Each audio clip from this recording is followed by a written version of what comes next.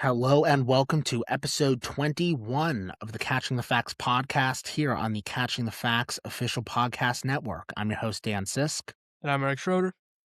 And guys, there was so much that happened this week, not just in terms of the divisional round of the NFL playoffs and the national championship over in the NCAA, but we also had a ton of coaching news, a lot of moves getting made in the NFL ranks. I believe, Eric, am I right about this? Like over 25% of the teams went into the offseason with no head coach. Yeah, Um, so it's something crazy.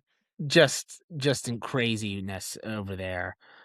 So a number of moves were made in that area. We're going to talk about all of that and more. Just to refresh you guys on the games we're going to be discussing in case you don't know, we're going to do Broncos Bills. We're going to do the Seahawks and the 49ers. We're going to do the Patriots and the Texans. We're going to do the Rams versus the Bears. And then finally, we're going to save our college national championship discussion for the end of the show. So, Eric, you ready to get started? Yeah, let's do it. Okay, guys, so we're going to start off with we're going to group these coaching discussions into little mini sections just because I think that's the best way of kind of splitting this up. So we're going to start off with the teams that have a quarterback but currently suck and hope that these new coaches get them to the promised land. That's the name of this group of coaches. So John Harbaugh has been hired by the New York Giants, given $20 million a year. Um, I mean, that's a lot of money for a coach that has done nothing for the Baltimore Ravens over the last 5 years. I think a lot of Baltimore Ravens fans, Eric, would argue that John Harbaugh was one of the primary reasons that they were struggling. So I think that's definitely a mixed deal. But obviously, he was the first coach to get a big job because he thinks he can do something with Jackson Dart, right? I mean, the Giants are clearly going to go all in with Jackson Dart. They think that Jackson Dart can be a legitimate quarterback. I will say, Eric, I know we've had discussions about this over the course of the season. I think Dart is one of those quarterbacks that obviously does not have a lot of success in terms of actual wins so far, but has shown moments where he can actually make a couple plays. He's definitely raw. He definitely has a lot of development ahead of him, but I don't think he has. I mean, obviously, he doesn't have the pressure of being, a high first round pick. He was picked near the bottom of the first round, so he doesn't have quite as much pressure as some of the other QBs that have been picked high in recent years. And I think that lack of pressure was definitely showing in his performance because he did feel relatively comfortable out on the field despite Brian Daboll being an idiot who can barely coach, right? So I can totally understand why they're going all in on John Harbaugh. I don't know if it's the right move, but I do think that going with Dart is the right move. I just question whether or not Harbaugh is the right coach to do it. I think that the jury's still up in the air on that, Eric. Yeah, for sure. Look, John Harbaugh, I don't know. I think honestly, Kevin Stefanski was the best candidate out there. I John agree. Harbaugh, with his recent struggles with the Ravens, with a good Ravens team that is, high-powered offense, solid defense. There's really no excuse to really struggle. You could argue that Lamar wasn't playing his best this year and even the past couple years, but I mean, it all comes down to coaching at that point because we Yeah. know Lamar has talent. With Kevin Stefanski, I mean, he's been through the ringer in Cleveland. I think this is going to be a good, fresh start for him in Atlanta. Has a young quarterback to work with, and then he also has a veteran presence of Kirk Cousins. So I think that's Sure. a good spot for him to land.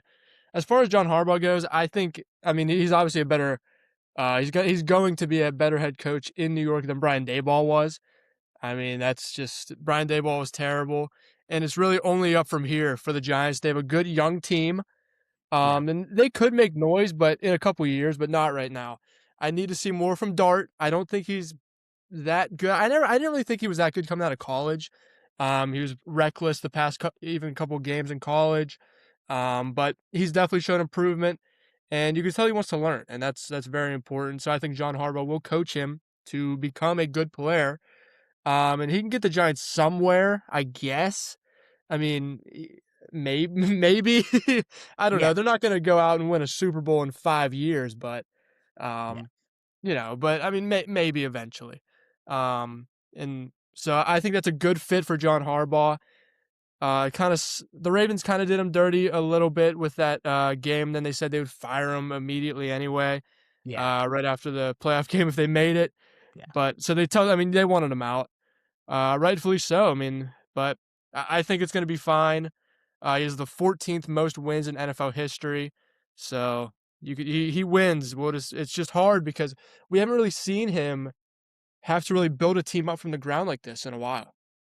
Yeah, it's been a long time. I mean, the Ravens, even as they were struggling in recent years, they were always a really competent team that would Yeah. have moments of brilliance, right? And this is definitely starting from the ground up. I completely agree with that. I don't know, man. To follow up on Stefanski real quick, because I don't think there's too much to say there. I mean, it's kind of the same situation, right? They want Penix to work out, and they think that Stefanski can help them get over this hump that Raheem Morris was unable to get them over. Obviously, that organization's been really struggling since 28-3, and I think everyone's kind of looking for a fresh start. Hence why, if you recall, Eric, I mean, Arthur Blank, he cleaned house. He didn't just fire Raheem Morris; he fired the GM, he Yeah. fired the president as well. It was a deep clean. Um, so, well, we'll see how Stefanski goes. He is a two-time coach of the year. When Baker was there, he found success. Yeah. Obviously, it's been a dumpster fire of a situation in Cleveland ever since Baker Mayfield left that organization. And Stefanski just was not able to make up for the dysfunction, which is a strong word to use, but I think it's true. That was present in the quarterback room within the Cleveland Browns. So, I mean, I think it was time for Stefanski to move on.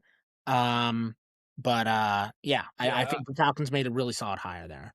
Yeah, they did. I'm happy for Stefanski. He finally gets out of Cleveland. Now he has a chance to really kind of prove himself, Yeah, and get back on his feet. Because I mean, Cleveland ruins people. yeah, So exactly. it's good to see him somewhere else, and I hope he succeeds. Yeah, we agree. Yeah, we kind of just wanted to group Stefanski and Harbaugh together in this story because I think that both organizations and both coaches are looking for the exact same thing. I mean, they want to get over this hump. There is talent on both rosters. I mean, Myles Garrett, come on, he just had legitimately one of the best seasons for a player on defense ever. Um, and I think they're looking to get over the hump, and we'll see if either coach can get them there. But I think they're solid hires right now, even if they aren't like amazing hires. I think they're definitely steps in the right directions for franchises that really have not had much to cheer about over the last 5 years. So Yeah, it's a step in 100%. the right direction for them. Yep. Okay, that's all I have on those two. What about you? Yeah, that's all I got. Okay, guys, next group of coaches, we are going to talk about the coaches who now, Eric, let me know if this title for this grouping is appropriate, but we're going to call this grouping the coaches that are fucking terrible, are on terrible teams, and have no hope for future success. Is that a good title? I think it's appropriate. Yeah. I think it might be a little wordy now that I look at it. I Yeah, wrote it yeah. It would down. be tough to put that into an acronym, but I wrote it down. I really thought that it was a banger, but then you say it and you're like, ugh, maybe not. Okay, guys. So the Miami Dolphins hire Packers defensive coordinator Jeff Hafley. Um, just to remind the listeners, um, Jeff Hafley did absolutely nothing as the DC of Green Bay. There was not a lot of success on defense. When Parsons went out, the defense completely fell apart, and that was not supposed to be the case considering the team was supposed to be really good and really solid before Parsons was even traded there right before the season started. I think this was an overcorrection, Eric. I think that they hired Jeff Hafley because they just wanted to get a different style coach. Mike McDaniel's obviously offensive minded. Hafley is a defense guy. And I think the Dolphins just really wanted to go in the complete opposite direction here. And they didn't really think through who they hired and who the man himself is. I think they just saw that he was a DC for a with a good playoff defense. contender. And hired him because of that. I suspect that this is going to be a complete disaster for all involved. I think Hafley makes it maybe 2 seasons, maybe. There's an outside chance at 3. If he makes it longer than that, I will truly be shocked. This team has no quarterback. Tua is probably on his way out. I mean, that's not reported or anything, but it's looking less and less likely with every passing day. This team's a dumpster fire. They wasted every piece of talent that they had. Um, yeah, what a joke. It's a mess. Yeah, I don't like this hire at all, to be honest. I understand, and like you said, I mean, he's coming from Green Bay. They have a good defense, which kind of almost boosted his stats and made him look better than he was. Yeah, Back in 2019, from 2019 to 2023, he was the Boston College head coach. He went 22 and 26, and yeah. so I mean, I understand it's Boston College, but In it's a the ACC. It's not like he's playing exactly. tough opponents, man. He's in the ACC. Yeah, no, and Kenny Pickett was in the ACC at that time, but still, I mean, and then Yeah, he got the job at Green Bay the year after that in 2024. As the defensive coordinator, I don't like this hire, um, really at all. To yeah, be no, it's honest. a bad hire. I don't know, man. I mean, if they should have really just kept Mike McDaniel if they wanted something. I mean, he's a better uh, coach than Jeff Hafley, but. I agree. It's it's interesting. I understand they want to change. They went from an offensive mind to defensive mind. I get that, but there's better defensive minds out there right now that you can get. So, I agree. like Brian Flores or somebody. Yeah. Flores, I mean, I know that they would be going back to the well there, but they shouldn't have Right. fired Flores to start. Yeah. That was a Yeah. mistake. I mean, remember they were what, 1-7 to start his final season, and then he kept that team motivated to finish either at 500 or a game below 500. Like they had an amazing last 2 months and they fired him after that. I mean, it was just, they shouldn't have fired him. And that's a decision that is continuing to haunt them. You know, Yep. they shouldn't have done that. But yeah, we agree. Hire's a mess. Not good. Now let's talk about the other embarrassment of a team. Robert Saleh has been hired by the Tennessee Titans. Anyone, if you, I mean, our listeners probably know who this man is. He was the head coach of the Jets. Woody Johnson thought that he was going to help the team get over the hump. Helps to, goes over Saleh's head to bring in Rodgers. We all know how that turned out. Um, Saleh gets fired, becomes the defensive coordinator for the 49ers, and has done a really solid job there. Hasn't been amazing as the DC for the Niners, but he's been really, really solid. Obviously, he had a rough final game. We'll talk about it here in a couple minutes. But overall, Saleh's done a solid job. Um, I think I have an interesting take on this, Eric. I think Saul is actually a pretty solid coach. The reason I say that is, I mean, he's obviously a defensive mind, and when the Jets fired him, they expected to, use that to kind of get over the hump, only for the Jets defense to get progressively worse, like exceptionally worse once he left the building. Like the part of the team that Saleh was in control of was not the problem with the New York Jets. Everything else was wrong with the New York Jets, but it wasn't the part that Saleh had expertise in. So, I mean, I don't know if he's a very good head coach, but I think he's a very good defensive mind. Um, but like New York, man, I think Saleh just took the job just to take the job and isn't thinking about the fact that this organization is a dumpster fire. They are a complete joke. I mean, they've been, since their last playoff run, they have been worse than bad. I mean, Derrick Henry, how he left that was a bad look, right? Just a bad sign all the way around. I don't know. I think this hire has potential. I really think it has potential. I don't know if it's going to work out. In fact, if I had money, I would guess that it wouldn't. But I think there's potential with this move. I think he does know what he's doing from a defensive standpoint. Um, I do not think Cam Ward is even close to ready to lead a team like this. He has probably 2 to 3 more years of development, and I know that sounds like a lot, but it's true, guys. If you watch the games, he needs time. And maybe Saleh will be able to do that, but look what he did with Zach Wilson, so I don't know. I think this hire isn't horrible. I really don't think it's horrible, but I think it's a horrible organization, and as a result, you're going to get horrible results. But I don't know. I guess what I'm trying to say is the horrible results that will inevitably come from this, I do not believe will be entirely Saleh's fault. Whereas with Hafley, I think they're going to be entirely his fault. Yeah, it's gonna be just like the Jets. I mean, Yeah, Robert Saleh goes into New York. He wins 20 games, 36 losses. But they really weren't his fault. I mean, look at the defense he built over there. Obviously, they've wrecked it by trading away Sauce Gardner now. But I mean, look at the defense he brought. The offense wasn't good, but I think if Robert Saleh can get a good OC to come to Tennessee, they could be a good team because he's going to build a great defense around Cam Ward. They want to build around Cam Ward, which I think is good. They just need a better offense. So I like to hire. He's he can build great defenses. It's just that it's gonna, like you said, it's gonna possibly be the same thing with the Jets, where it's not really his fault because he's building a strong defense with a defensive minded coach. That is. yeah, So he's not gonna be super aggressive on offense and be looking.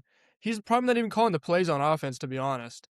yeah, Um, so it's like if he just gets a good OC and they go out in the draft and get some receivers, they need receivers badly, some O line, and just really go all in with Cam Ward and build around him. They could make a turnaround in the next couple years here, but it's going to take a lot of work. But I think Robert Saleh is the guy. Uh, he's the right guy, I think. yeah. If he is able to turn it around, and look, there's definitely potential because let's just be honest here, Eric. It's hard to be a more dysfunctional owner than Woody Johnson. Not having to Right. deal, not having to deal with an owner like that will undeniably help him. Yep. Um, I don't know. I think again, I think the jury's still out on that. But again, I think the hire has potential. I think the Titans just need to be patient. Yes, they do. I think it's going to take probably 2 years for Solid to build this team up and develop Ward, and then maybe in 3 years they can contend for a wild card.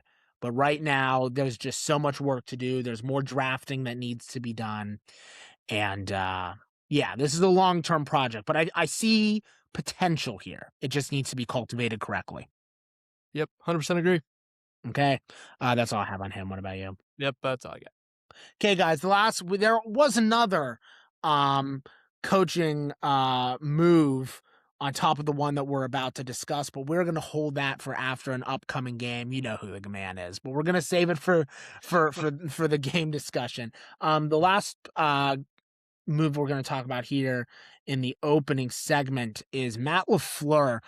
Eric, we were crucifying this man last week, and for the record, I stand by every word. I stand by every single syllable I said.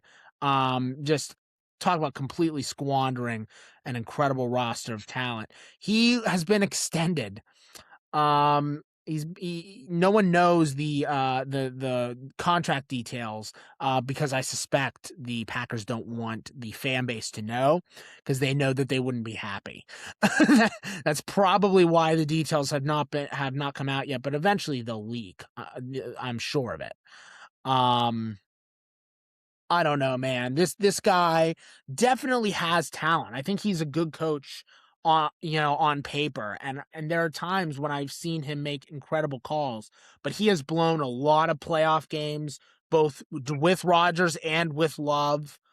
Um an incredible roster of talent that had Super Bowl aspirations and then ends up going 9-7-1 and losing in the wild card game on the road.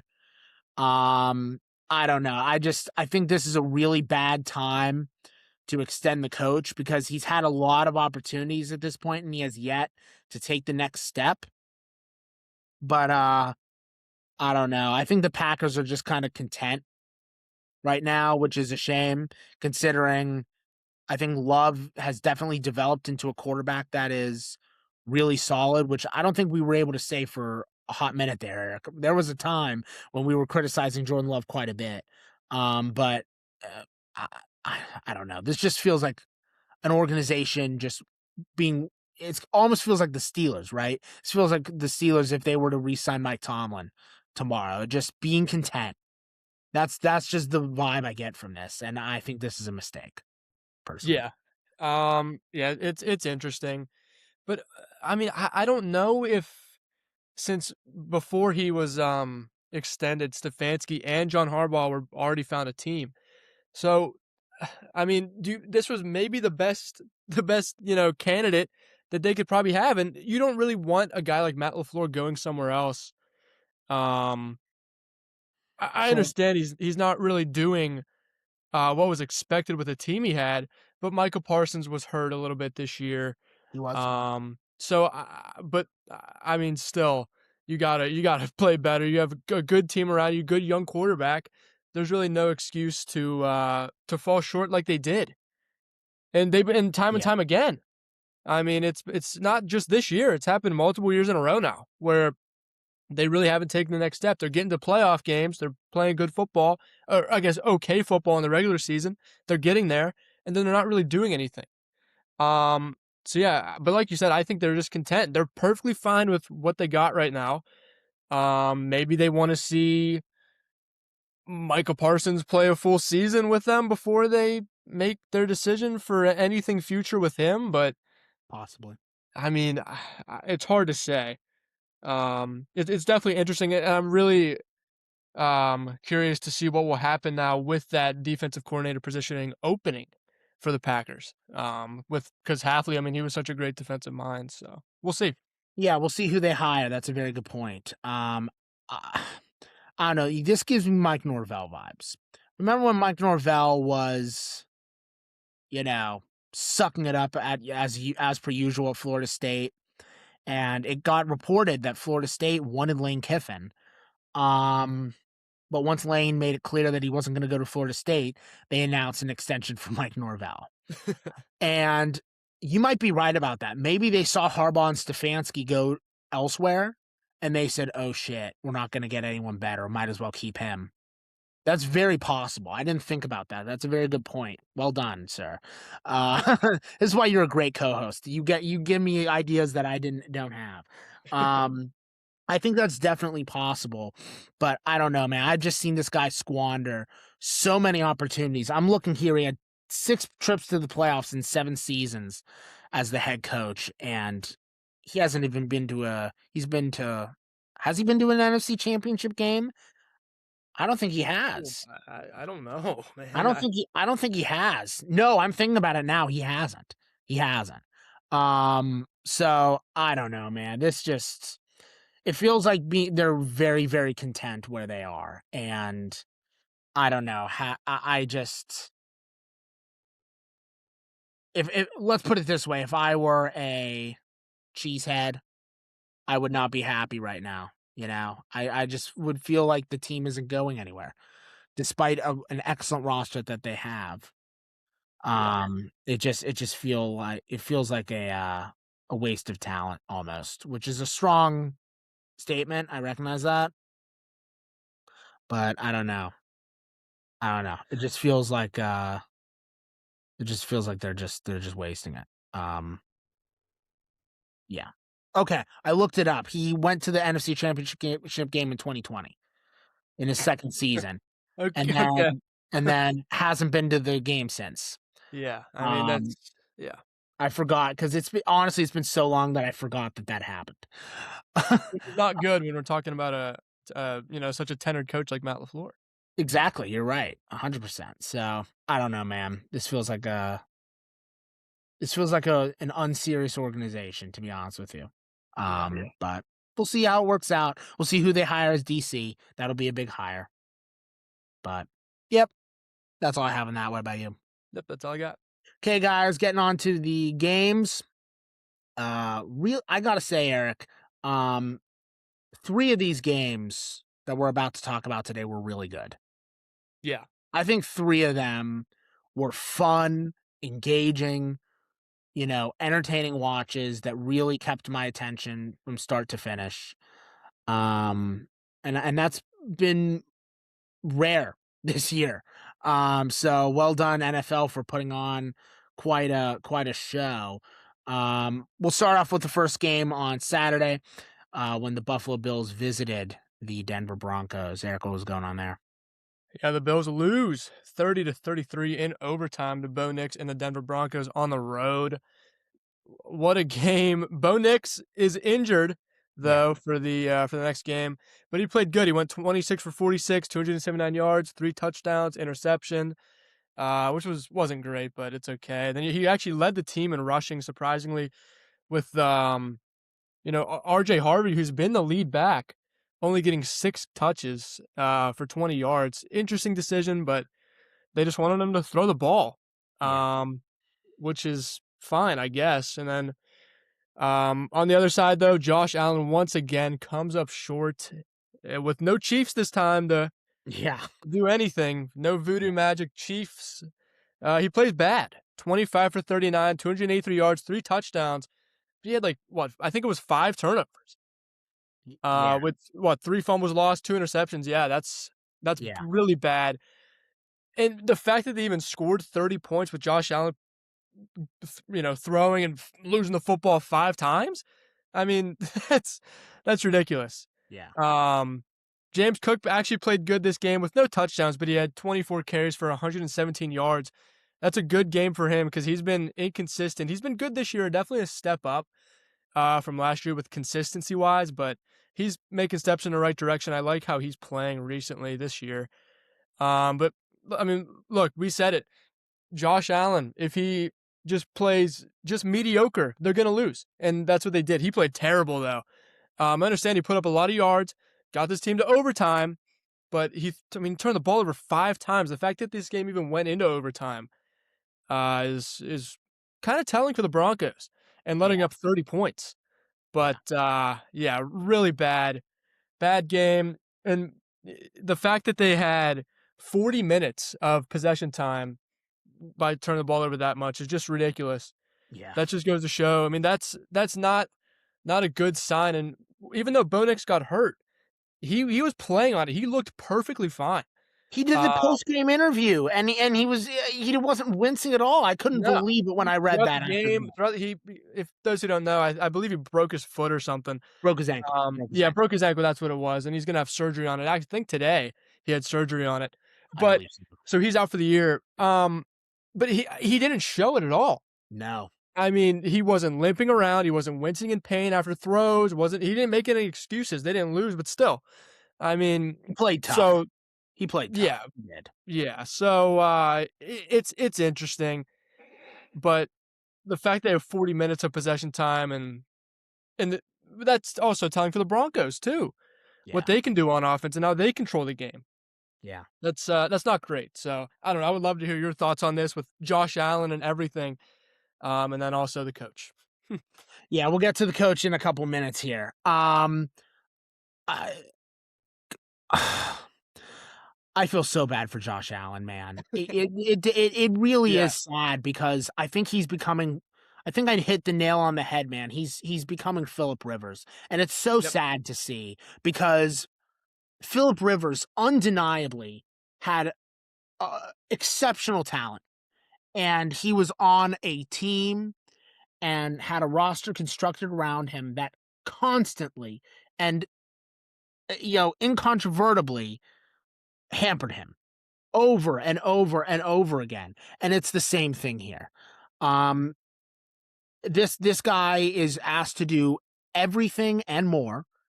And as a result, he forces plays that shouldn't be done. That fumble behind him, Oh my god. when he accidentally threw the ball. I don't know what it was. Was it a lateral? I don't even know I how don't that. even know what that was. But it honestly, I think in his head, he's saying to himself, "I need to make these miracle plays because I'm all they have."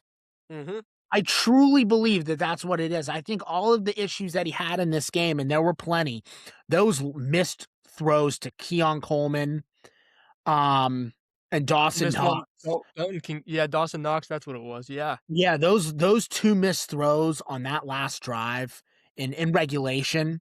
Oh my god, man. That's gonna haunt And them. those are touchdowns, easy Yeah, touchdowns. They that's win the the game. point. Exactly. And I think it's all mental with him because I think he's just overthinking it and he's forcing throws and he's getting in his own head and he's screwing up the pass. Yeah. And it's just it's sad to see this happen to such an undeniably talented individual like Josh Allen. Get this man out of Buffalo. I mean, talk about a man who is being trapped like against his will. I mean, this is just brutal what is happening to him. And I don't know. I really feel that in the case of Allen here. And I'm only talking about Allen because that's their entire offense. With all due respect to James Cook, but he was pretty much I mean his game was okay. I mean 117 rushing yards isn't bad by any stretch, but Allen had more than half of that in terms of rushing yards. So how effective was Cook overall? Right. Um but Allen is that team, man.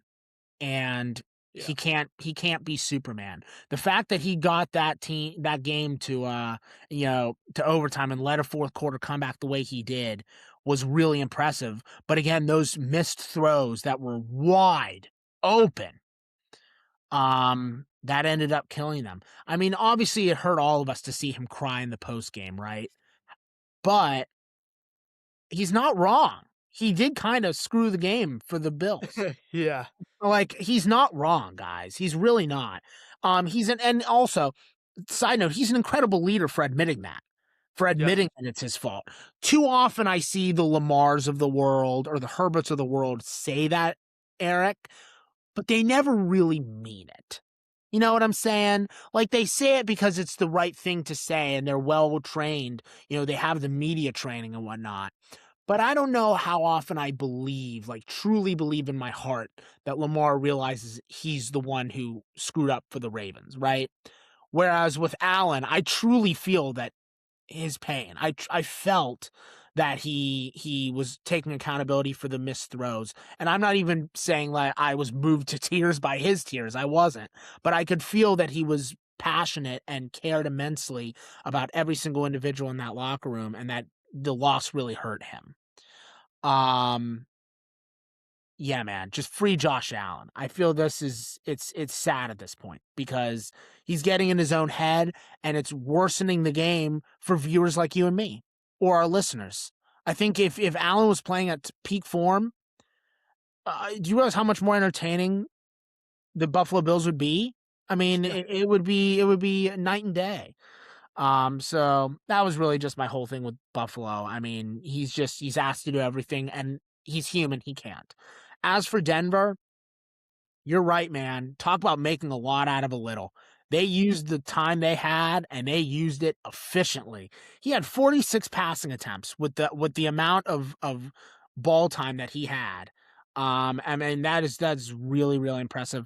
I actually really liked Knicks's performance here. He can come off as a bit of a punk, and I totally get that. But man, as I said earlier, he plays hard. He puts it all on the field. I did not have any clue that he was hurt and he was doing a post-game interview. I mean, that is admirable. That's really, really impressive. Um, yeah, man. I mean, Mims makes the catches when he needs to. Humphrey makes the catches when he needs to. Everyone really delivers when they need to. Nix he goes all over the field. I've noticed, Eric, with this, Bo Nix, he's almost like the anti-Arch Manning in that he's really good at reading the entire field. He clearly knows the playbook like the back of his hand, and it makes a difference. It really makes a difference. He's able to read the field well, and he knows exactly who's open and when, and he really spread the love. A number of receivers on Saturday had multiple receptions, and that's always a good sign, right? That you're sharing the love and you're not relying on one receiver over everyone else. Um, yeah, man, I think Sean Payton had a very good game plan.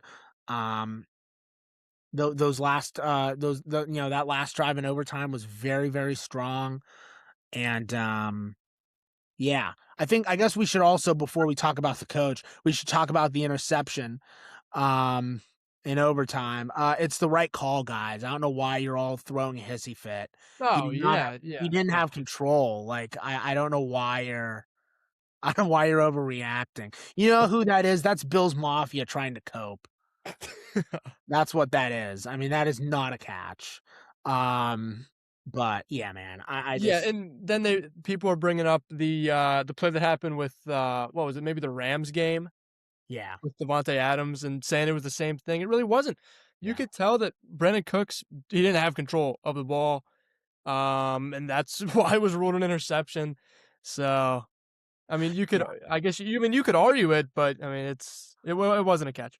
And you know what? You know how what would help you guys winning? Not having two blatant, horrible defensive pass interference calls on the Oh, final that drive. oh, yeah, That would have helped you if you didn't do that. It's the same argument that the Bills Mafia made, Eric, when they lost to the Chiefs in overtime that first year they played in Kansas City.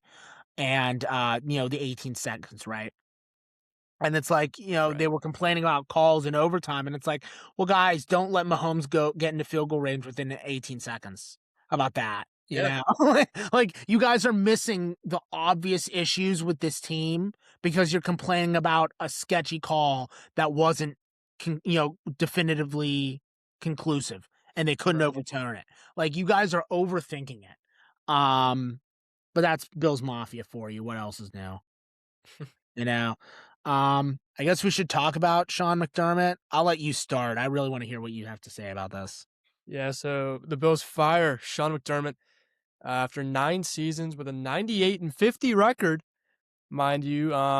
People say that, or sources are saying that he was fired from a meeting he had in which he called out the team's roster deficiencies. Um, which makes me think that he was calling out maybe the receiving core, Yeah, because they've been terrible this year. I mean, Keon Coleman, he's supposed to be their number one. He's playing terrible. he's been bad. He's just immature. I don't know.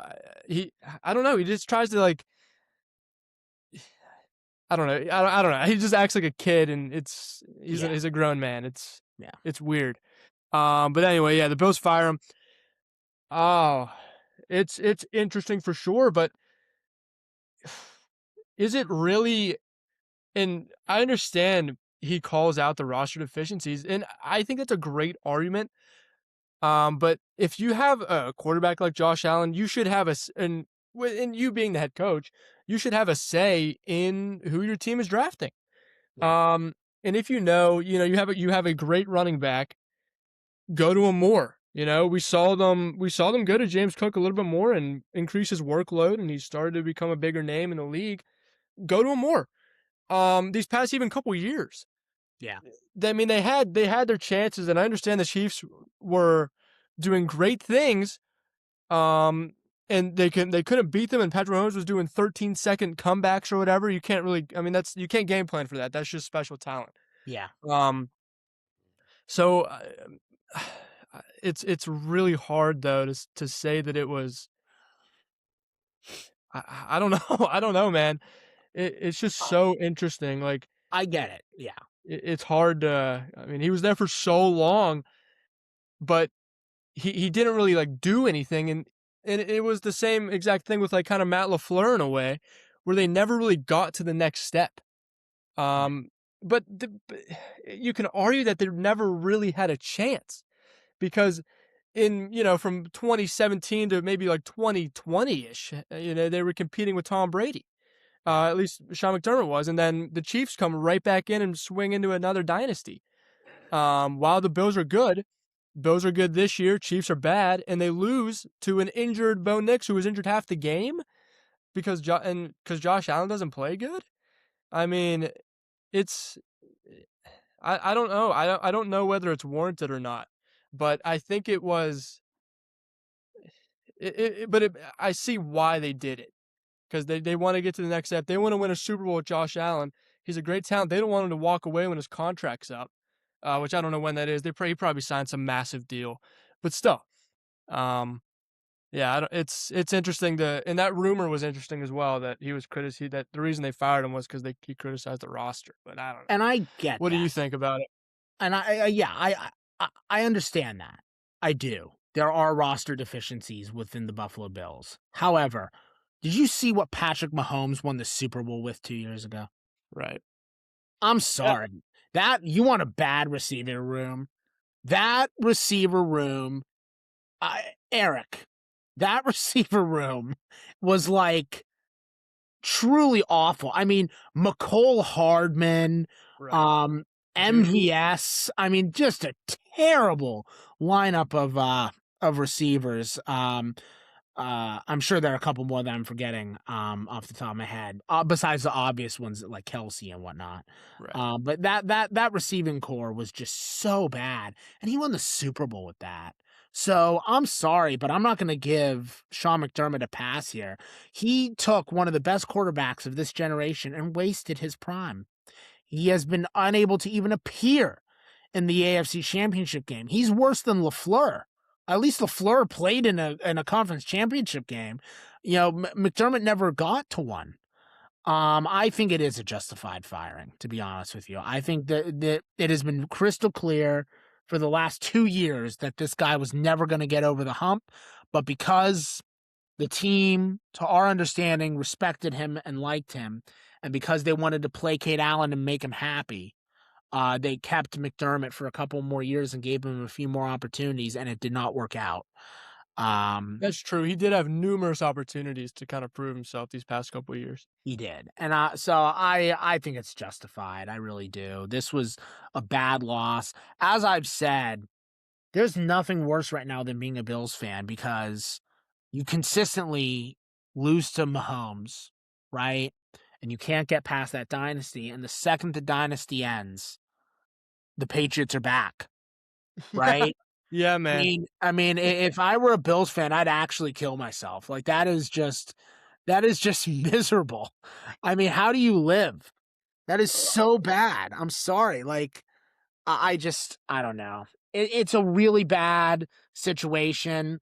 However, that being said, I think the Bills right now have the best head coaching position. I mean, if you're prospective head Yeah, coach, you're gonna want to go to a Josh Allen team. 100%. So we'll All they see need is receiving core, really. exactly. So we'll see who they hire. They should be able to get someone Yeah. pretty good. I would hope. I mean, I would really hope. They just promoted their Bean to GM, and he has a pretty poor drafting record. So I do not suspect the receivers will come from the draft. They're gonna have to farm out in free agency or trades. We'll see who they pick up. It'll be interesting, but yeah, I think it's the right move, man. They have wasted Josh Allen, and he is rotting on that team, and it's actually sad at this point. It really is. Yeah. It's just a real Yep. shame. Okay, that's all I have on that. What about you? Yeah, that's all I got. Okay, guys, this one shouldn't be too long. We had the 49ers visiting the Seattle Seahawks. Eric, what was going on there? Yeah, I don't even know what was going on. A horrible game. 49ers lose 6-41 in Seattle, and the Seahawks scored enough points in 13 seconds on the opening kickoff, plus the extra point to beat the 49ers this game.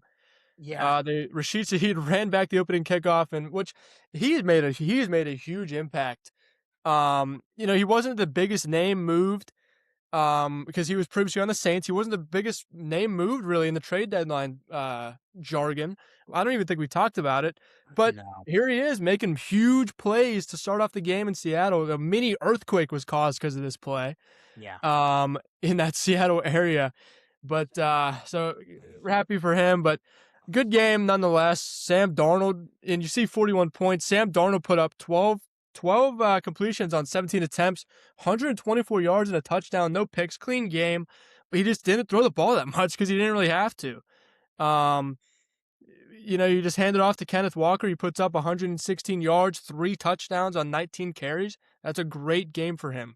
yeah, I really like what he's doing, and we've seen a little bit of Zach Charbonnet thrown in there this year, which he honestly was their number one for like maybe a game or two.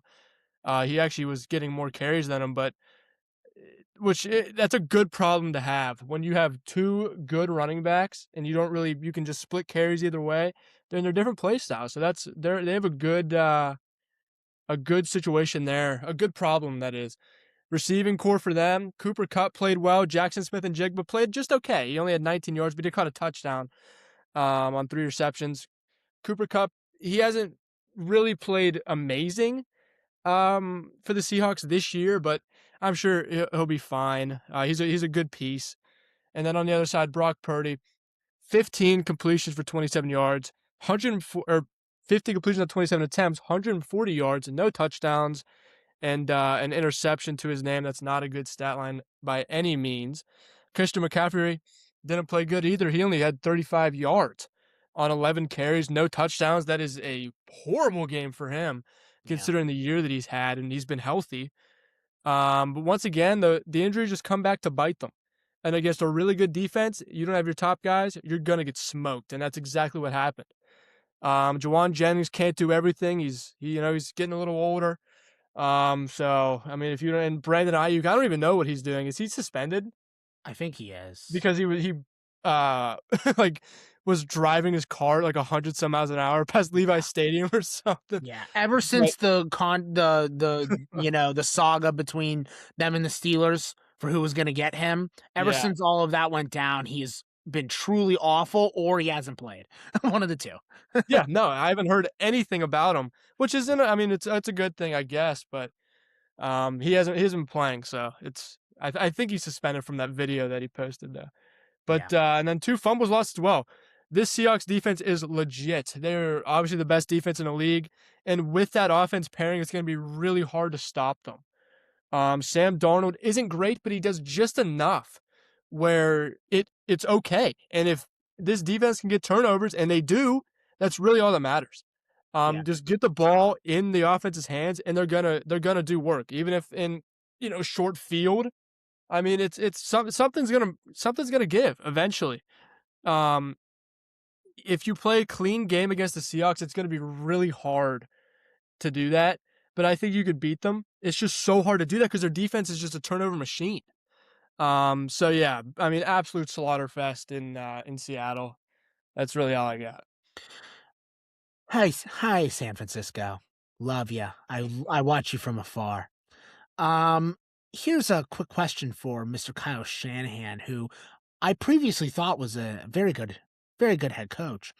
Kyle, buddy, you saw your team get absolutely slaughtered at home by the Seattle Seahawks. You score 3 points in that game. Your defense completely prepares for JSN, and he is relatively well covered in that game. If I recall, I don't think he had a touchdown. I'd have to go back and look at the He score. had I he do had not. one I don't think touchdown. he did. Oh, in the first San Francisco game in the regular season. Um, Oh, I do not think he had a touchdown in that game because Seattle didn't score a lot of points. That was one of Darnold's more middling efforts. But anyway, as a result, they overprepared for JSN, and Kenneth Walker and Zach Charbonnet ran down the field on them. Those two had incredible games, both of them. So, Kyle, buddy, if you saw Seattle run all over you when you overprepare for JSN, why in the merciful living hell would you do that again? Did you learn nothing? What happened, Eric? They overprepared for JSN. He was relatively well covered the entire game. Sure, he got the touchdown, but his stat line isn't the sexiest in the world. And Kenneth Walker runs down the field on him. I like, it's the same game. And you'll notice that Seattle adjusted. They didn't score many points in the regular season game against San Francisco. They scored 41 here. Seattle adjusted. San Francisco didn't. I don't understand how that happened, Eric. Isn't Kyle Shanahan supposed to be a really good coach? he is. I don't know how the game plan was this bad. I'm watching this game in a bar, so admittedly, I'm not watching every single minute play, but I'm watching enough of it. And I am just in awe at how bad their game plan is because it's the same thing that didn't work. I mean, what's the definition of insanity? I don't understand how Kyle Shanahan's plan was this bad. If I'm Brock Purdy, I would make a statement and be like, I had nothing to do with this, guys. You know, I knew this was a bad idea and I was forced into it against my will. If there's any justice in the world, he probably does that. But he's a team player. He won't. They planned for McCaffrey more so this time around, and McCaffrey had an okay game, but he never had that explosive play that we're used to from him. Jawan Jennings was non-existent. I can go down the list, man. I mean, this game plan was so bad from San Francisco that it was actually hard to watch. And by the third quarter, this game was unwatchable. It got to a point where I was doing anything and everything to pay attention because I knew I had to cover the game for this show, and it was just really hard to do. So San Fran, I believed in you guys. I believed in you. I defended you near the end of the regular season because you had such a solid record despite the myriad of injuries that you had your way. And I know George Kittle didn't play in this game. I recognize that, but you need to come in better prepared. You can't go in only preparing for JSN because the Seattle Seahawks have an offense other than JSN. Okay, this isn't Buffalo where Josh Allen is the only player on offense. They have a bunch of players that are impact players when needed. The game plan was just so bad. It was hard to watch. I'm done with San Fran. I'm off the train. I'm embarrassed. You embarrassed me, Niners. You embarrassed me. I defended you. I'm angry, Eric, if you can. Okay, moving on to Seattle. What'd we say, man? Darnold doesn't need to make the flashy plays. He just needs to not make mistakes. That's all he has to do. And what does he do? He doesn't make a mistake, and they kill their opponent. I am really liking Seattle right now. Obviously, this defense didn't play against the most stacked offense in the world. But Purdy and McCaffrey are really solid players, of course. And as you said, I completely co-sign with everything you said about Seattle's defense. This defense is the real deal. They are so good. They're probably the best in the sport this year. You can argue the Texans as well, but I think Seattle's a little bit better. I'll tell you what, man, this team, if they win next week, they will win the Super Bowl. I'm saying it now. I really think this team's the real deal. It was just a very complete game. They took advantage of a horrible game plan from the Niners and they capitalized. I mean, this was a beatdown in every sense of the word, and I'm eager to see where the Seahawks go from here. Yeah, for sure. That's all I have on that game. What about you? Yeah, that's all I got. Okay, guys, next crappy game. Let's just get out of the way. I promise there's more fun football to talk about after this next game. I promise. Okay. Eric, what happened when CJ Stroud ruined his career? Yeah, Houston loses to the Patriots 16-28. CJ Stroud puts up an absolute stinker in New England. Went 20 for 47, 212 yards, 1 TD, 4 interceptions. Not what you want to see. And we saw it last week a little bit. I don't know what we were thinking. We actually both picked the Texans to win this game. I don't know why. Yeah. Pretty stupid, to be honest. Because of the defense. We bought in on the defense. That's why. We did. Yeah, they played so good. But look, CJ Stroud showed glimpses of it even last week against the Steelers. Turning the ball over recklessly. He had that one unlucky interception or whatever to Wyatt Black, but still, not good. Still an interception. So he just turns the ball over. He's careless, and it's really hard. I don't know what happened. I mean, coming off a great rookie season for him, and he's playing like this. It's really weird. We said in the second year, oh, maybe it's just a sophomore slump. I mean, we're way past his sophomore year now, so what can you say? So yeah, horrible game for him, and honestly, this is the entire Texans team. Christian Kirk had a great game last week. He went two receptions for 20 yards. He had a touchdown, but his longest was 10 yards. I mean, that's not good. So really bad, and the defense played good. I mean, they actually kept them in the game 28 points against this good Patriots offense. That's a good game. But just obviously not enough when your quarterback is turning the ball over at will like that. And then on the other side for the Patriots, great win. Drake May played good, 16 for 27, 179 yards, 3 touchdowns and interception. That's a good stat line. Ramondre Stevenson and Travion Henderson continue to be a good duo together. Not really much there. And then Stephon Diggs, he had 4 receptions for 40 yards and a touchdown.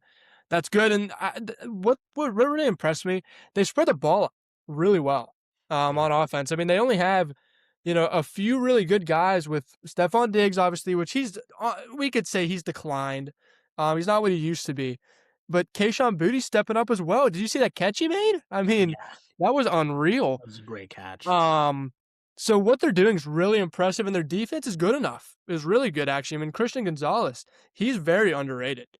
Um, he doesn't get enough love. He forced that one fumble, so it's and that's the turning point right there. So great game for the Patriots. They controlled the game well.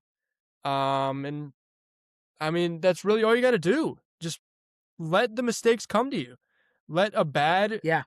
CJ Stroud game and just run with it. I mean, like exactly what they did. They did it perfectly. Even though it wasn't the prettiest game for them, they still played good and they got the win. So, yeah.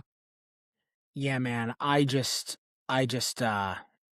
This CJ Stroud, 7 picks in the two Yeah, playoff games. I mean, that's the kind of performance that gets men run out of town.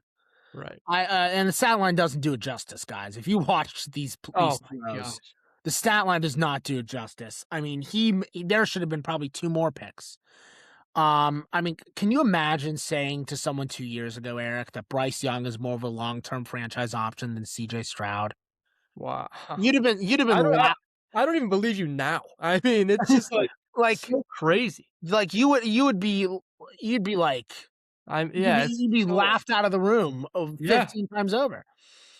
I think this is exactly why no player's future should be judged off their rookie season or even their first couple seasons, if we're being totally honest.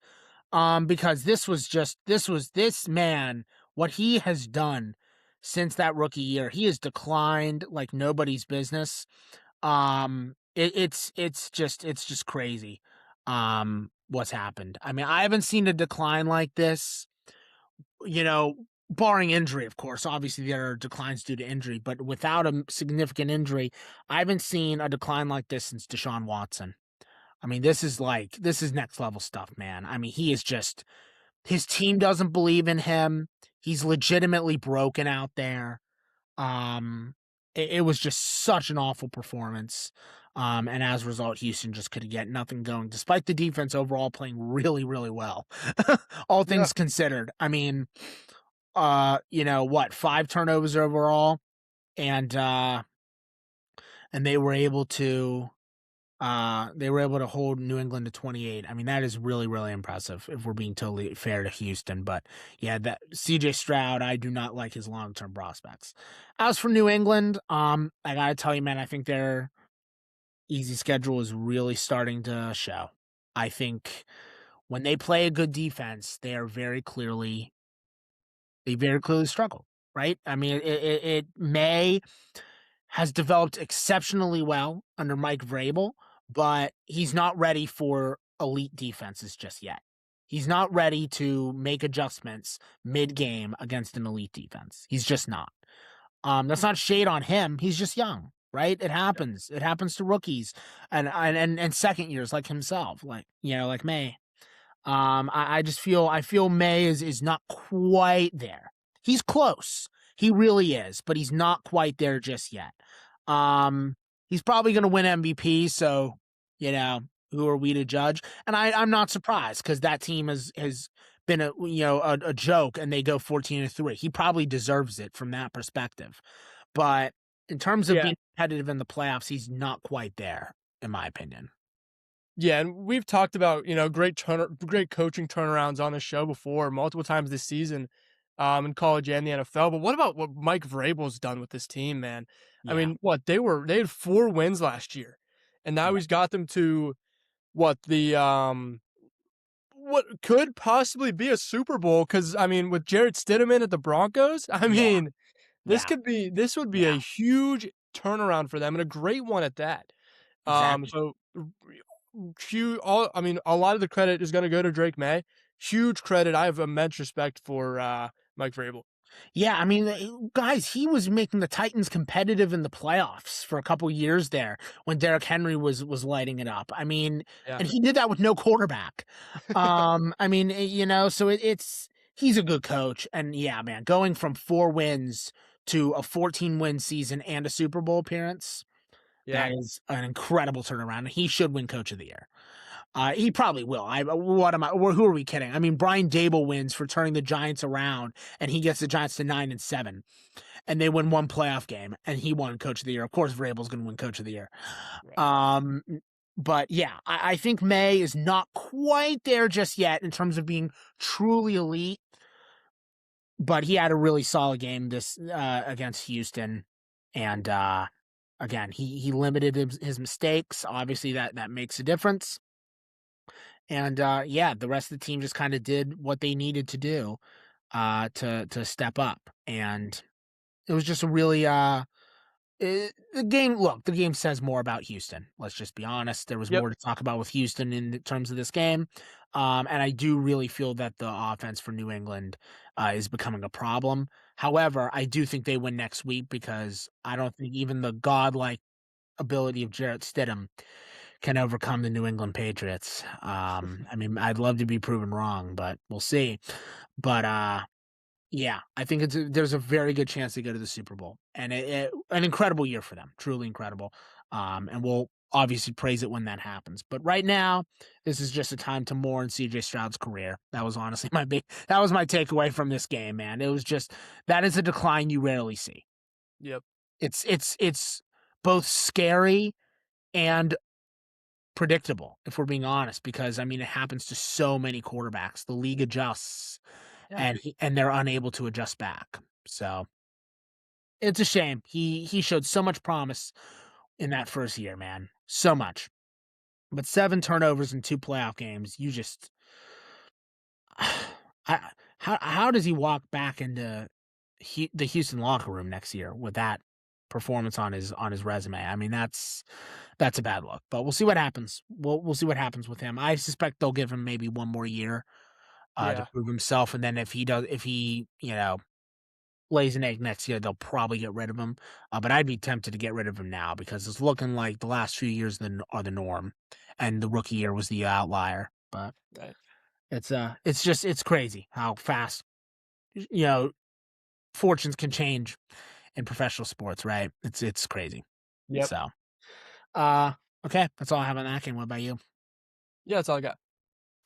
Okay, guys, moving on to the Rams and the Bears. Eric, this was such a good game. Yeah. Great game. The Rams win 20-17 against the Bears in overtime in Chicago. What a great game. Caleb Williams played one of the greatest games of his career and then the worst. Yep. He threw a He's horrible interception yeah, to give the Rams the ball, but he made one of the greatest throws we have ever seen, yeah. That fourth possibly in down playoff touchdown was history. insane. That fourth down touchdown to Cole Kmet was like, oh my god. He was like the Trinidad Chambliss play we saw a few weeks ago, but better because it was for a Exactly. touchdown. Yeah. Caleb Williams went 23 for 42, 257 yards, 2 touchdowns, 3 interceptions. Good game, but also, I mean, bad game. You have 3 interceptions. You shouldn't win. And then DeAndre Swift played decent on the ground. He had 19 carries, 76 yards, no touchdowns, but that's still a great game. And Kamanon guy. Also, that's another good problem to have, just like the Patriots with the running back room. 2 good running backs.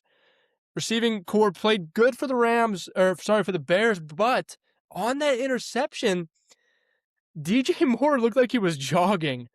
On that last interception that Caleb Williams threw, he looked like he was jogging. And this was in overtime to win the game. The next score wins at that point in the game. That was one of the worst efforts I've ever seen when the game matters most. And the Bears, I mean, they've been relevant in years. Yeah. And you finally get there. You have the game literally right in your hands. I mean, 2 feet away from you, and you're jogging. Yeah. That's horrible effort.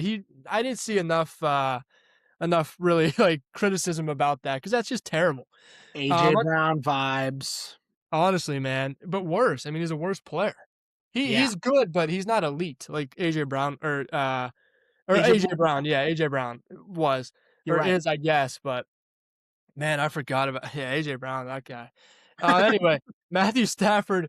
He went 20 for 42, 258 yards, no touchdowns, no interceptions, but he played good. He commanded the game really well. And this is what we were talking about last week when we were picking this game. It comes down to experience. Yeah. Um, Caleb Williams, I mean, this is his first year. He hasn't shown he's shown improvement, but this year, but he hasn't shown really a lot of growth. And this was the first time he's been in this situation, really since USC that he's been in a big game like this. So really impressed with Caleb Williams' performance in this game, but it all comes down to experience in the actual spot that they were in. And Matthew Stafford's been in this spot numerous times throughout his career, and it showed. He commanded the game really well, wasn't forcing throws even on that last drive, and it ultimately won them the game with a thicker kicker, kicking the kicking Yep. the game-winning kick there. But yeah, good game for the Rams as well. Puka Nacua played well, 5 receptions, 56 yards. It was just a defensive game, Yeah. really until the final like overtime period. Honestly, Yeah. we never really saw great offense. We just saw like lucky plays with that Yep. Caleb Williams throw.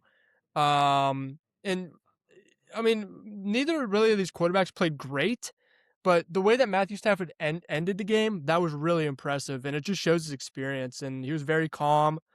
And where Caleb Williams, he looked panicking. He looked like he was panicking a little Yeah. bit, which led to the interception. So, great game. This is a great season for the Bears, by the way. Yeah. Great turnaround. Ben Johnson's a great coach, and they're going to do great things in the future. Mhm. But just comes down to experience for quarterback, and turns out that Matthew Stafford has a little bit more experience than Caleb Williams. Both of those series in overtime, he was as cool and collected as can be.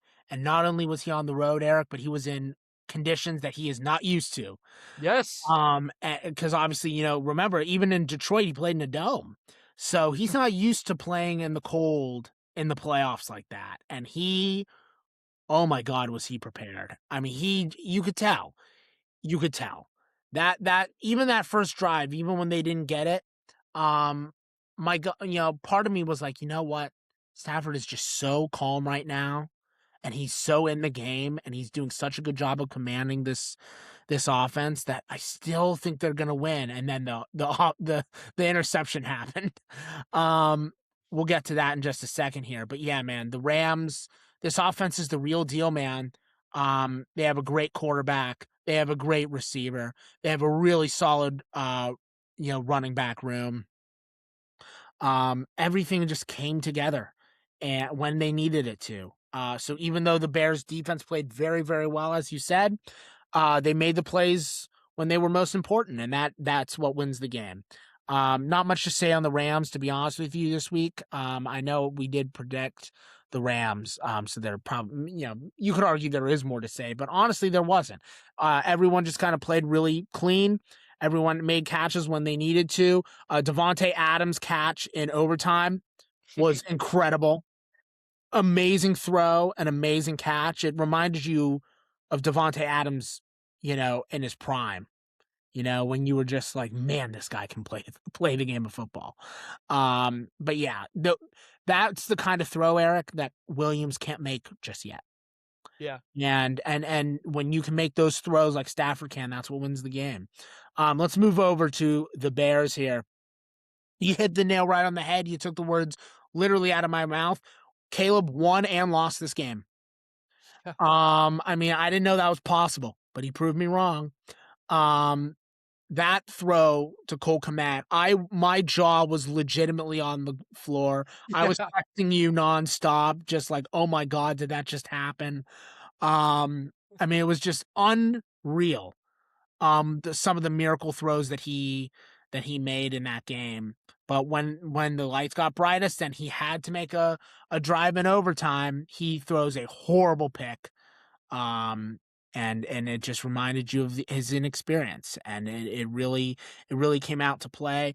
I think they were let down a little bit by Swift and Monongai in this game. I think they could have used a little bit more. Um, I Yes. think as particularly Monongai did not get nearly as many carries as I thought he would. I think they were a little underused. I think Ben Johnson could have used a little more of them in his game plan and kept the ball out of Caleb's hands 100% of the time, or I mean, it felt like 100% of the time, especially as the game went on. Um, but yeah, I thought the Bears. You said it. What a year for them, right? I mean, the Bears have been the laughingstock of the NFL for how long? I mean, so many years. Um, and yeah, Johnson is the right coach, in the right spot. Williams will continue to develop, and I think he's just going to get better from here. He's just inexperienced. It happens.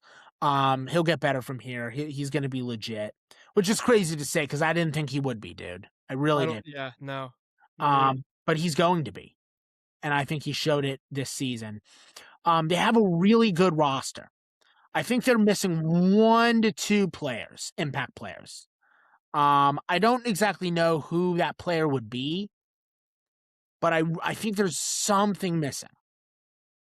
And again, I really don't know what is. Maybe an edge rusher of some kind. I don't know. I have to think about it. Maybe next week I'll have a player for you. But I think they're missing something right now. And I think that Williams needs to get better playing on the road. He lost 4 games on the road this year. That's not good, guys. But overall, excellent season for them, and they're going places. So no shame, Bears fans. No shame. No, You yeah, had a not at great all. year. But yeah, it comes down to the quarterback, and Stafford's a Hall of Famer, man. I mean, it's hard to really come into, even at home, overcome that when again he is in overtime just flawlessly commanding that offense. I mean, it's a joy. It's almost more entertaining, Eric, to watch him run the pocket than it is to actually watch him make the plays. I mean, you watch him in the pocket, and to say that everyone on that offense respects him is an understatement. I mean, he's just incredible, an incredible team leader. That really showed in this game. So, great game. It was really entertaining, especially after the dud earlier in the day. That Patriots game was such a freaking letdown. This was a great game that was fun to watch. And yeah, next week's NFC title game. Oh my god, dude, I'm so excited. That's gonna be so good. Um, I think both teams have a legitimate chance to win, and it's gonna be really fun to watch. But this game was a lot of really entertaining, amazing plays, amazing moments, and the Bears fans should not be hurt at all because they're going places. They are. So that's all I have in that game. What about you? Yep, that's all I got. Okay, guys, we saved it for last. The creme de la creme. Eric, can we call this a classic? I know it's been 24 hours since it happened, but can we call this game a classic? Can we call this an all-timer? Or is that jumping the gun? I think we can just because we saw possibly one of the greatest college football teams ever. The Yeah. first team since the 1800s to go 16-0.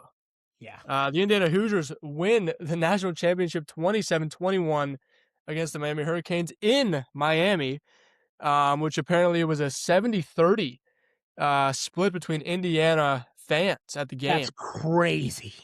So I mean, it felt like a home game. I mean, and that's just ridiculous. But that also goes to show how. I mean, they have I think the biggest alumni base in the country. Yeah. But Cuban anyway, was there. A bunch of people were there. yeah. So Fernando Mendoza, the Yeah. Heisman winner Wow. and the college football MVP, the national championship MVP, went 16 for 27, 186 yards, no touchdowns, no interceptions. I mean, good game, I guess. It's a good game. You look at the stat line and it shows no touchdowns, no interceptions. You're like, okay, did he play that good? He did. Because he Yes. didn't make mistakes. He wasn't forcing throws. He commanded the game, and this is the one thing I really, really like about him and why he has a bright future ahead of him. He is a commander. He's a great leader. Puts the team on his back, and he said it. He'll die for this team, and it looked like he was going to Yeah. on that one touchdown run. The 4th and 5, yeah. Yeah, I Yeah. mean that was unreal. I'd like Uh, to thank the glory of God. I'm sorry. I'm um, sorry, guys. I'm sorry. I had to do it. I had to do it. He says it after every game. It's gotten old. Just be honest. Okay, sorry to interrupt. I had to do um, that. so another 1-2 punch with Kalen Black and Roman Hemby. Great games for both of them. Omar Cooper Jr., the receiver, played well. He played good. 5 receptions, 71 yards, no touchdowns, but that's a great game. He's just moving the chains. And Yeah. that's one thing that we've said about Indiana this entire playoffs. They will just you're going to have to play physical on them because you're not going to be able to get the ball away from them. You Yeah. have to somehow force Mendoza to throw it into traffic, which he doesn't do often. He did have a few bad throws in this game. I will admit he did. He's not Yes. perfect. He's not a robot. He did have a few bad throws, but he didn't turn the ball over. He didn't really force it into coverage that much. It was just some miscues, and that's fine. That's gonna happen. Um, it's just so impressive. I don't know how a team can be this complete, and not really have that many stars, star-studded names and have a star-studded roster.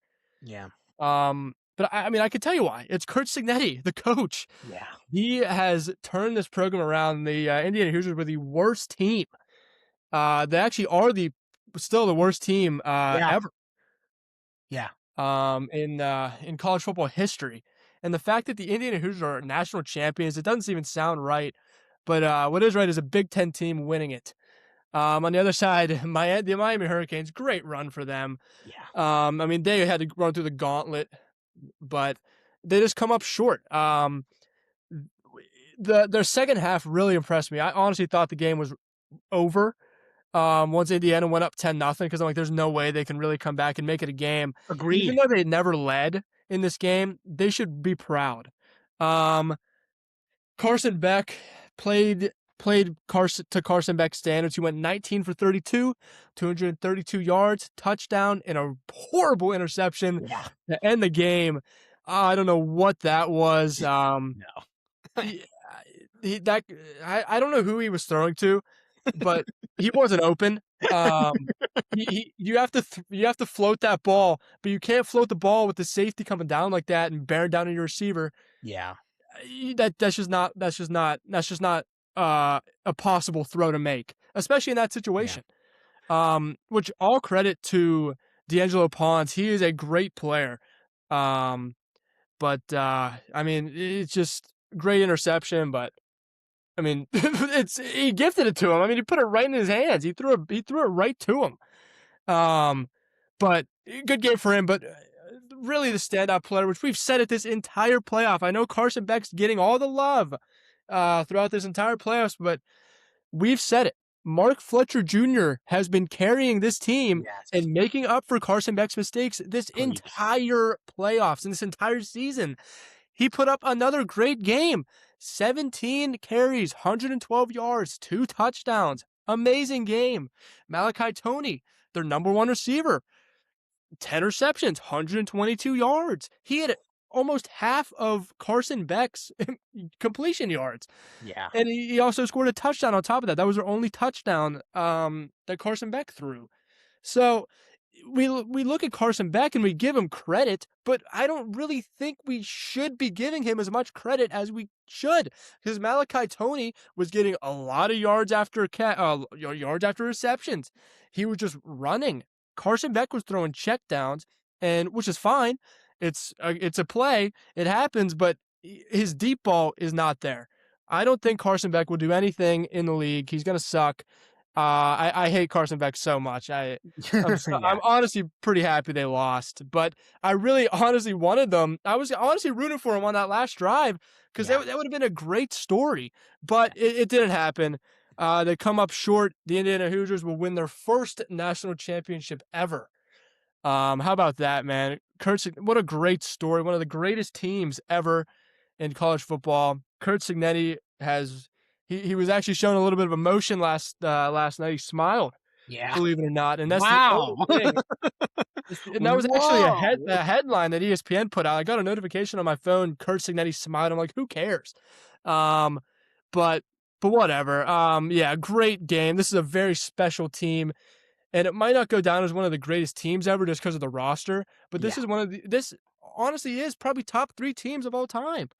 Yeah. Story wise and just, I mean, gameplay. They played Yeah. perfect. Yeah. So, yeah, Fernando Mendoza, he's gonna go to the Raiders. um, Yep. so pray for him. But yeah, great story, great game. Carson Beck stinks. What is new?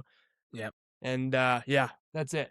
What a story for Indiana, man. I mean, this is guys, they won a national championship in football. Okay? They're a Yeah, basketball school. This isn't supposed to happen. This isn't supposed to happen. This is calling it abnormal is almost being too nice.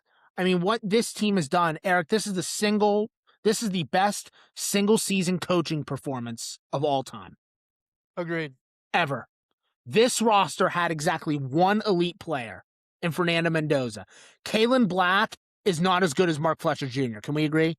Agreed. Yeah, 100%. And I can go down the list. Omar Cooper isn't Malachi Tony. We can go down the list, right, of players on this Indiana roster. And in most cases, Miami would have the better player, but they are impeccably coached. That 4th and 5 call, that quarterback draw call, oh my God. Not only does that take guts, but it was a perfect scheme.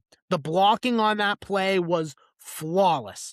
We've said it, the name specifically in the second half of the season, but mostly in these playoffs. This team doesn't make a single mistake.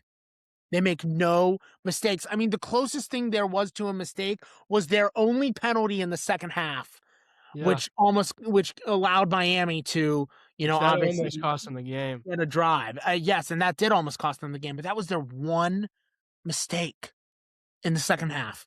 They play flawless football. They really do. Um, that I'm calling it now, Eric. Within 10 years, you will get a statue at IU of the final stretch of Mendoza going across the goal line, sideways across the goal line. That will be a statue. Within 10 years, I said it as soon as I saw it. That is a play. When you see it, it will go down in the history books. That's a play that will go down as one of the things where you know exactly where you were when you saw it, right?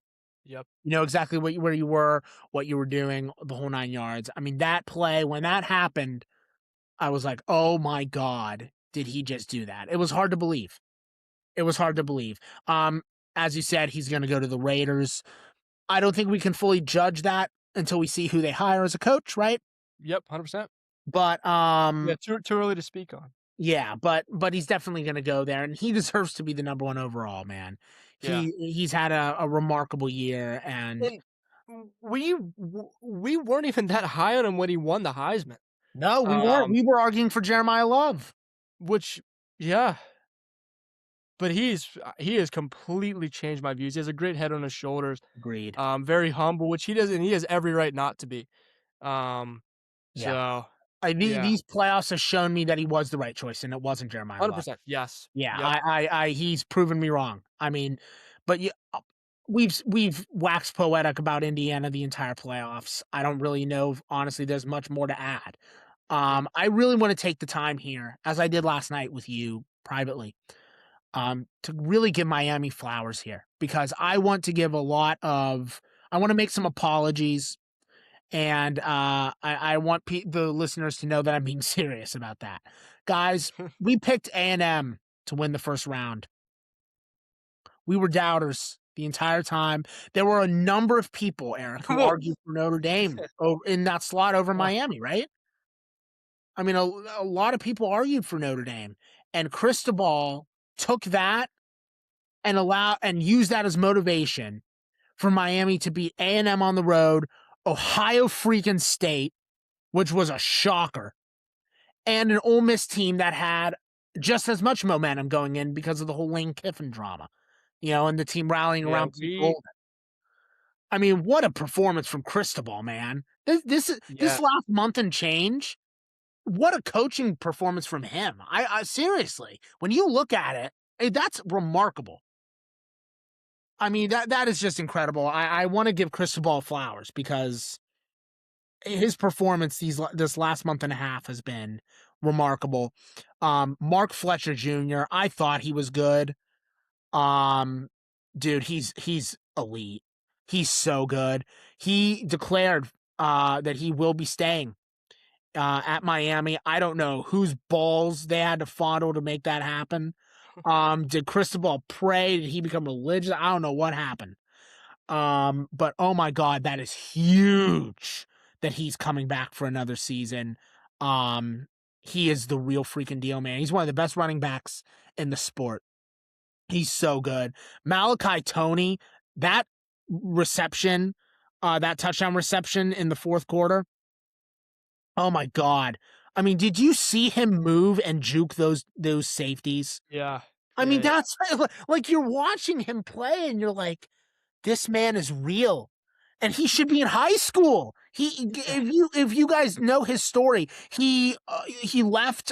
There was a weird rule with the new NIL system that allowed him to enter college early. He should be a senior in high school, and this is what he's doing.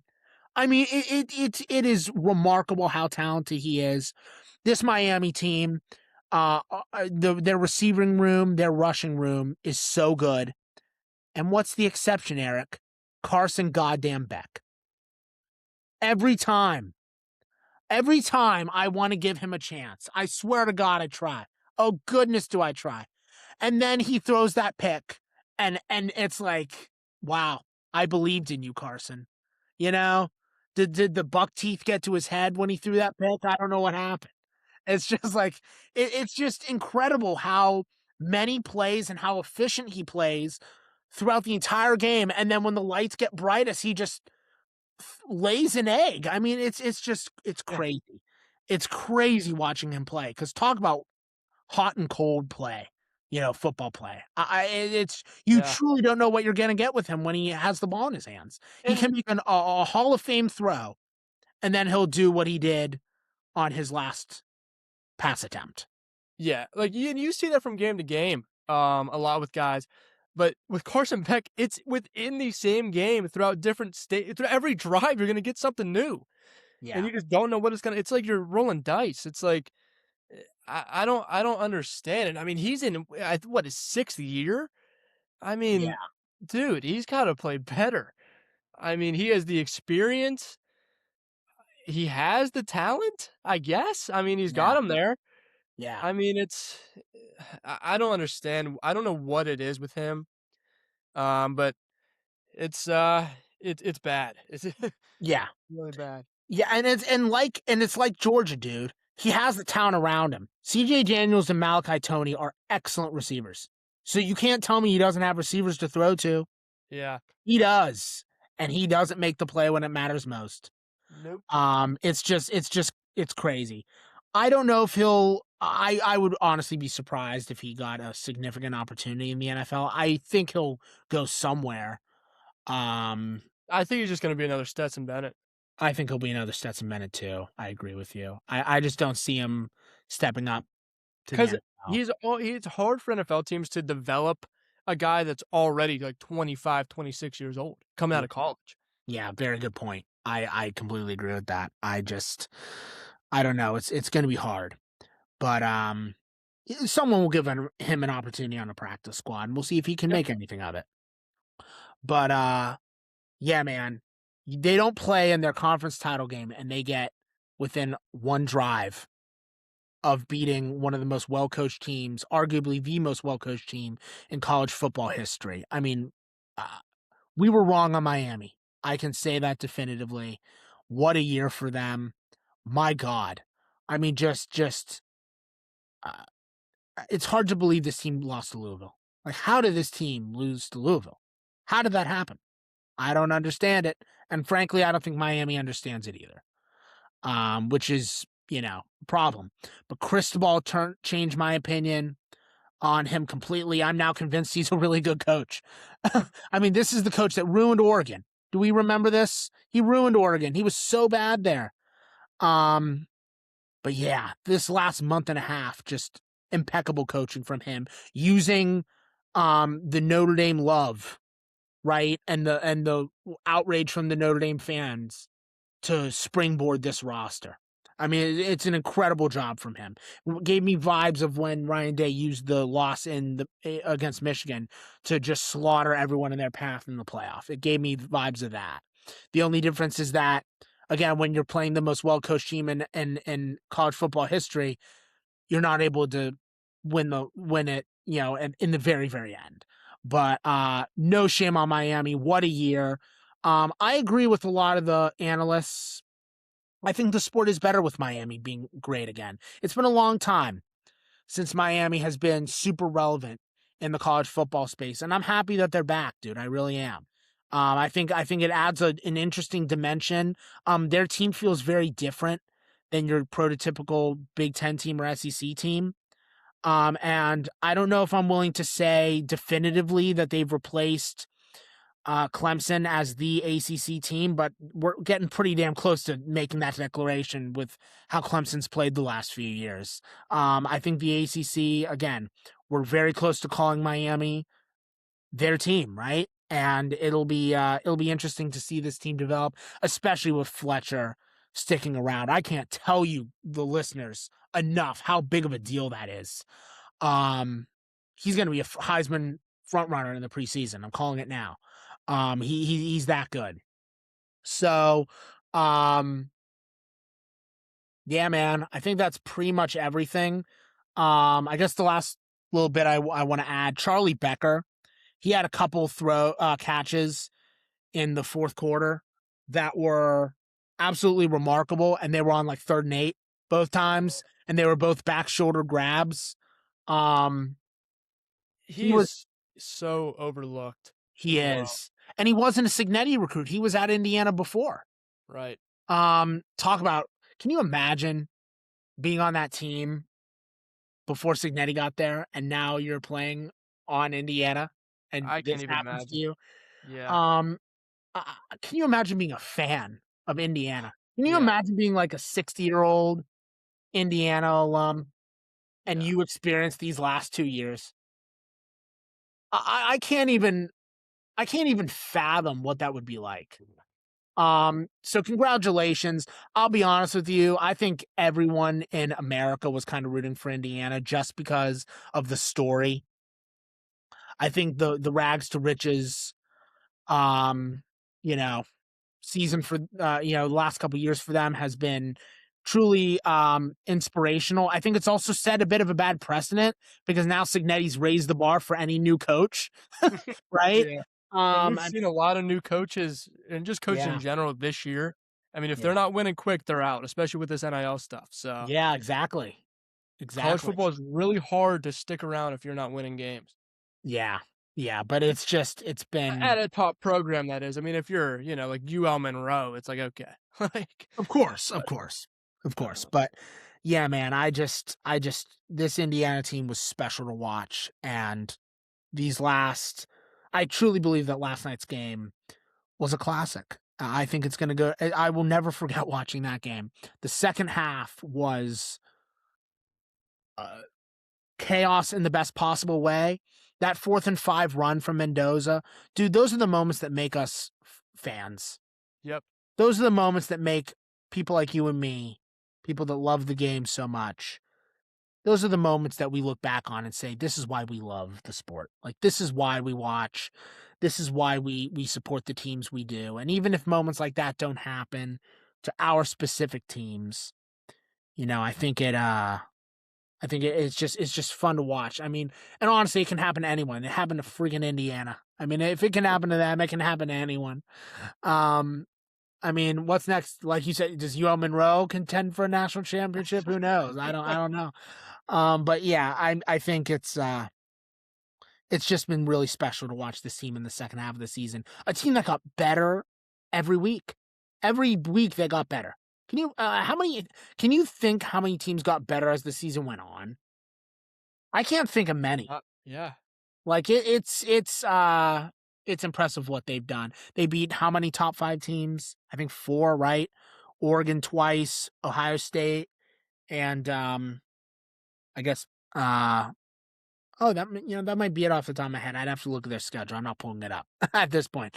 I'm too far into this discussion to pull it up. But yeah, just an incredible year for them.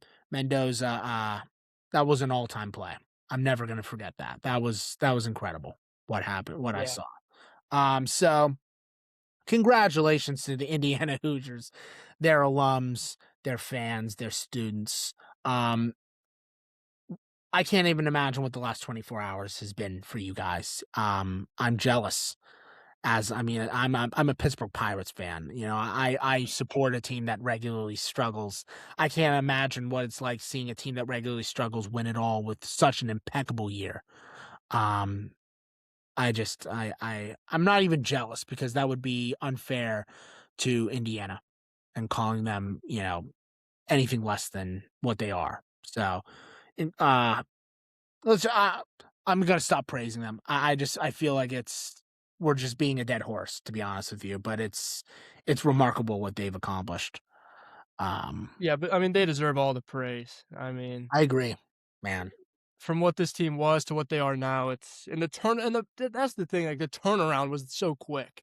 Yeah, With Signetti being there, it was just really impressive stuff. yeah, But yeah, I mean that's all I got really. yeah, man. I guess you Great, know what? great I'm gonna season, great way to end it too. yeah. I completely agree with you. I guess the last little discussion that I want to have, and sorry for if it brings up any horrible memories for you, but Oh, does it give you comfort that Ohio State's 2 losses were to teams that made the championship game? I feel like that has to be at least some comfort in a season that ended up being disappointing. yeah, 100%. And it's like that's the thing. I really thought they were gonna beat Miami.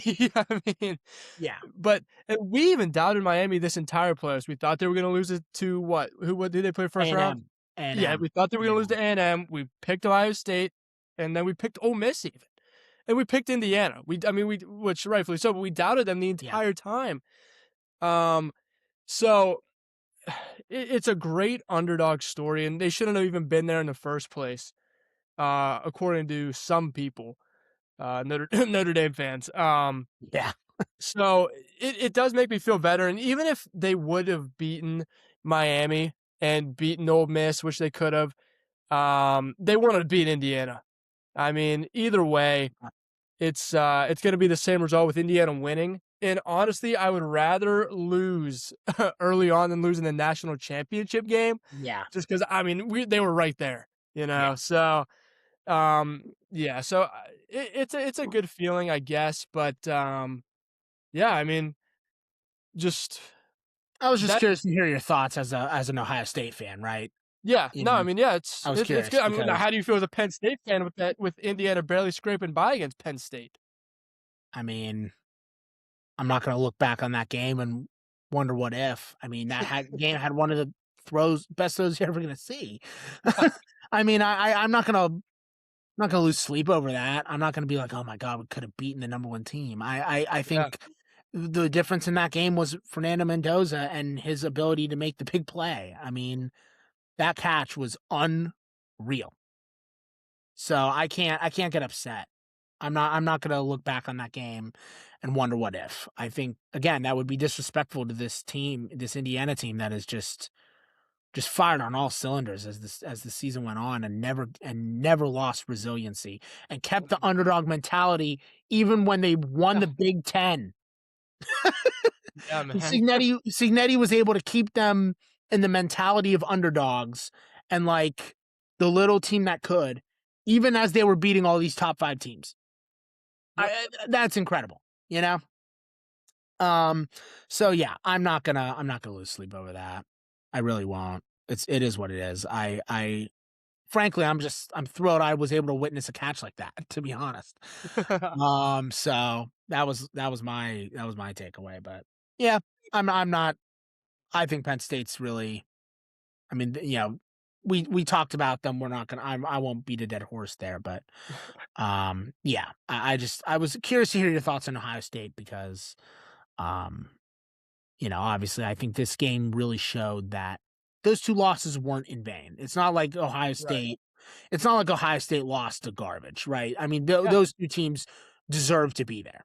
Yep. And I thought it was interesting because I did think about them once or twice in the second half last night because I was like, you know what? If I'm Ryan Day and I watch that game, I don't feel bad, right? I'm like, you No. know what? No. It sucks that we lost, of course, but look at how those two teams are playing. I mean, it's hard to say Yeah. Yeah. I mean, that we I play I that we Indiana played played down. to perfection.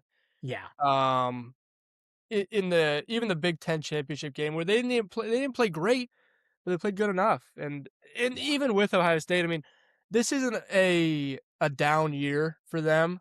I mean, look, they lost what 15 some guys at the draft. yeah. It So happens.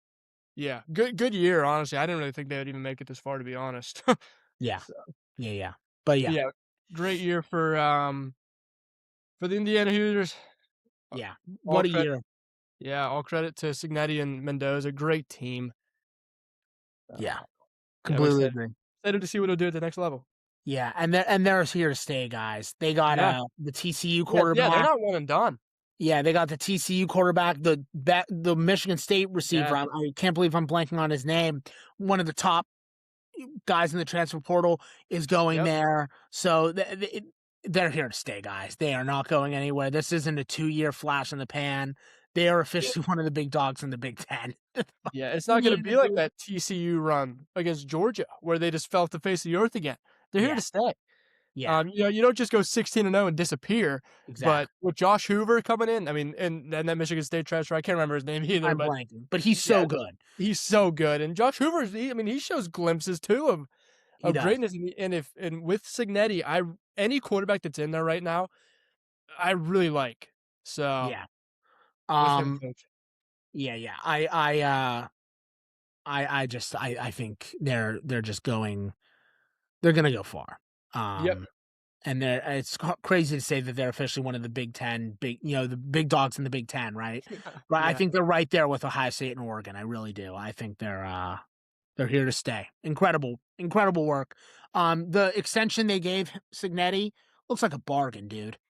Yeah, man. We said it last week. It really does. Like I it mean, looks like a bargain. But yeah.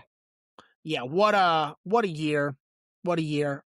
For college football. This is it for college Yeah. football discussions. I mean, we're obviously going to talk about some news segments, Yep. talk about them in the news segments in the weeks ahead, but in terms of the season, this is it. Um Eric, it has been a pleasure covering college football with you this year. Yeah, it's Um been so fun. I've had a blast. I really have. You're a great co-host to run this show with. This is a highlight of my week. And I also I'm sorry for we'll get to predictions for the conference championship games in just a second, but I really want to say this last little thing. Um, Eric, I take immense pride in the fact that we are so honest and Yeah. we really go out of our way to not let our personal biases cloud our judgment. I mean, I was infinitely harder on Penn State than you were. You were infinitely harder on Ohio State than I was. And we were both infinitely harder on the Steelers than I would say a significant chunk of the Black and Gold Brigade, right? And I think that's the way you do a show like this. Yeah. It's really important that we be honest and we just call it like it is. And I think you and I, not to brag, but I think you and I really go out of our way to give the listeners the truth and give them honesty and give them something to look forward to. And I'm really proud of the fact that outside of Miami, we were kind of right on pretty much everything in terms of Yeah. predictions, right? Yeah. Like with the exception of Miami, we really didn't screw up a lot of of insight, right? And I'm really proud of that. And I want to thank you for doing the same thing that I do, which is just tell it like it is and being honest and not letting again biases cloud the truth. I'm just really proud of the show, and I wanted to say that before we ended the episode. Sue me. Uh but yeah. It's been a pleasure, man. It's been so much fun. Yeah, can't agree more. Okay, guys, we made you wait long enough. Let's predict the NFL games. So, Eric, we'll start with the uh New England and Denver. So the Patriots are going to be visiting the Broncos.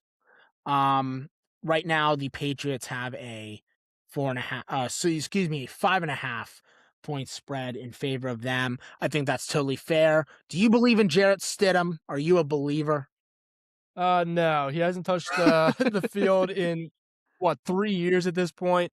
Yeah, It really sucks for the Broncos because I really think they could have won this game with Bo Nix. agreed. With how the Patriots have been playing this postseason, it's just so unfortunate. We'll see what he could do. I mean, look, we saw the Patriots. I mean, like I said, they haven't been playing that good. They haven't been scoring too many points, and they had a gift of 4 interceptions and a total of, I believe, 5 turnovers last game against the Texans, and they scored 28 points, and I mean, win by like 13 or whatever it is that they won by. It's like, and which helps them here for Jared Stidham because maybe he'll turn the ball over. Christian Gonzalez could get up in there coverage wise and break stuff up. Yeah. But if they don't turn, it's crazy to say, if they don't turn the ball over, they could lose. But I don't think they do. I think Patriots win by 14 or 10. Okay. In this game, I don't think Jared Stidham can get it done. I would like to see it happen. I really would. I'm rooting for him, but Yeah. I don't think it's gonna happen. Yeah. Completely agree. Stidham just can't make up for Bo Nix, even at home. Right. It's just going to be Yeah. really, really hard. I think it's totally fair. I think the 5.5 point spread is very, very legitimate, and I would pick the Patriots to go above that. I agree with you. I think it's going to be a 10-point victory, somewhere in that range. Yep. I am picking the Patriots as well. I got to tell you, man, I've said this before, but this game kind of sucks, if we're being totally honest. It does. I mean, talk about it. And I can't believe we're saying that about two teams that went 14-3, but Yeah. just this game is just not nearly as exciting as the NFC Championship game, which we're talking about now. We're going to predict the Rams visiting the Seahawks right now, Eric. The Seahawks are favored by 2.5. This is going to be so good. This game's going to be so good. I cannot wait to watch this. I'm honestly counting down the days till Sunday night when I can watch this. An elite defense and a very solid offense versus a very good offense and a respectable defense. These two teams are pretty evenly matched, all things considered. They split their regular season matchup 1-1. This game can really go either way. I think it's impossible to predict, but I'm going to try to anyway. I am going to go with the Seahawks. I think that right now, Darnold's in a really good position, Eric. I think that right now, Darnold is in the mindset of don't make mistakes. Don't force the ball. Don't, try to do more than what you need to. You can rely on other guys besides JSN. And these last 2 games, he has shown a real command of the pocket, and he has limited his picks, and he's limited his poor play, and it is making a difference. So I really like how Darnold's playing right now, and I think that they're going to be able to use the running backs efficiently. And I think Stafford will play very well, but he'll be unable to score more than 20 or so on that defense if he's lucky. So I'm going to go with the Seahawks, but this is going to be a really close game, and it's going to be an excellent game at that. It's going to be really fun to watch and a much better game than the AFC title game. This is going to be a great game. Very hard to predict. Like you said, we saw Los Angeles have a great win, gritty win in Chicago just a couple of days ago.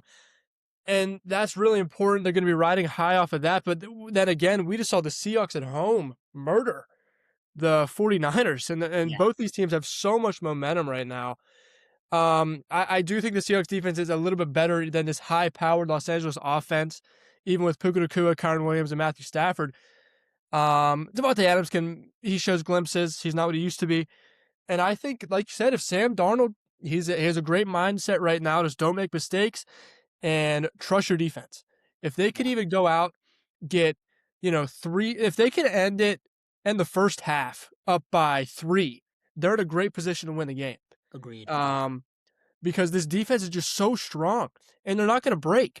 They might bend a little bit and give 3 points every once in a while and maybe even Yeah, let up a touchdown maybe once a quarter, but they're not going to give up, 20, 28, 30 points. they're not going to It's give going up to be a 28. close game. Yeah, What? I said they're not going to give up like 28. They're not going to do that. Not going to Yeah, happen. no. No, they're not. Um, and that's what you just have to know as if you're Sean McVay, you have to prepare for that. And it's hard because they got guys that they can cover all over the field, a great front seven, and even better secondary that is just ball hawking recently. It's going to be tough, but I think that also comes into factor. I don't know if Matthew Stafford will really turn the ball over that much. Um, which is going to be interesting because we've seen the defense, the Seattle defense, really strive off turnovers recently in the playoffs. But if they don't turn the ball over and it's in Sam Darnold's hands, then what happens? Yeah, But I still think the Seahawks get the win. But it's going to be so close. What's the spread right now for that game? 2.5. Yeah, I think that's appropriate. I think this game could, I think Seahawks win it by 3 or like 7 or 3. But I think 3. Yeah, I think it's gonna be really close and it's gonna be so good. Yeah. It's this is definitely the event of the week. So I'm Yep. excited. 100%. I'm excited to watch it. Okay, guys, Yep. that is Me too. it. That is it for this episode of Catching the Facts. Thank you so much for listening to this episode 21. We've been going at this for 21 weeks, Eric. Crazy. Um, Thank you again, guys, so much for your continued support. Uh, I guess we can announce this now, Eric, about the week of the Pro Bowl. I mean, do you want to say it now? I Yeah. guess we can. No, we Um, can. Yeah. we're not going to have an episode in 2 weeks. We're not watching that garbage. Okay. I refuse to be one of these losers who watches the Pro Bowl games. Okay. Um, do you know if they announced like who the captains are for the Pro Bowl games? Yeah. I have no idea. Okay. I have I'm no curious clue. because I know they have obviously they did Peyton and Eli last year. Um, I don't know. I'm not seeing anything right now, but yeah, guys, we don't want to watch that. like let Eric and I have a week off and just relax. So that way we don't have to watch quarterbacks try to hit targets. And anything else that's embarrassing to watch. So yeah, we're not going to have an episode in 2 weeks, but of course we will have an episode next Wednesday at 12 p.m. Eastern Standard Time, as per usual, covering the conference championship games as well as any other news that drops during that time. As always, we post on YouTube and Spotify. Please like, comment, share, and subscribe on both platforms. As always, we really appreciate your continued support of the Catching the Facts podcast. And we're getting close to the Super Bowl, guys. We're getting. It's getting down to the wire. It's gonna be a fun last 3 games. I am looking forward to them, even though I think the AFC game is a bit of a dud. But it'll be fun to watch, and it'll be fun, even more fun to cover with Eric. So yeah, guys, continue to tune in. It's gonna be fun. Do you have anything else before we No, go? just keep watching. This has been so fun. I'm so mad that college football is over. Same. But now that we have some great NFL games, it shouldn't be too much of an issue. We'll still put together a great show, especially with all the news we have going to be accumulating Yeah. over the Pro Bowl weekend because we're not watching that. So Yeah.